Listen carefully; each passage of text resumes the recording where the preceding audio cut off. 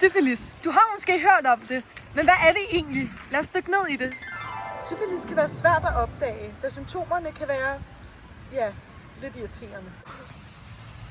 En af de første symptomer, man får, det er små, glatte sår på ens kønsorganer, eller måske op i anus. Ja. Bagefter kan man også få sådan noget influenza og små røde pletter rundt omkring.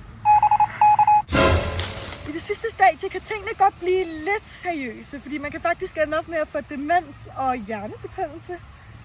Eller dø! Så har vi også en forsker med, der skal fortælle os lidt om måderne, man kan komme af med syfilis på. Ja.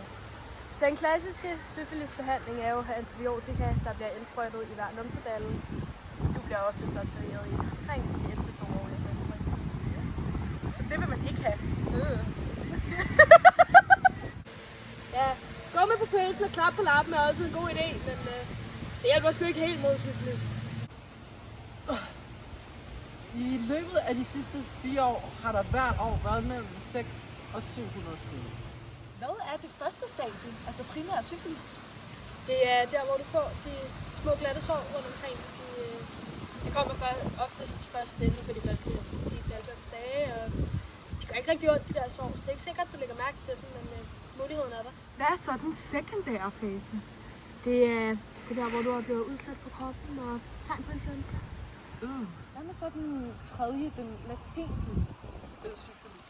Ja, men din sygdomstegn går væk, og du er sådan set i risiko for syfilis resten af dit liv, men efter 2 år kan du ikke smitte seksuelt med.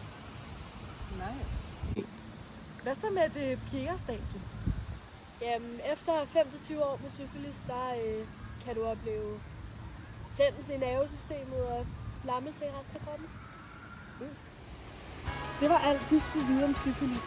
Ring til din læge, hvis du oplever nogle af symptomerne. Og husk at sige det til din sexpartner.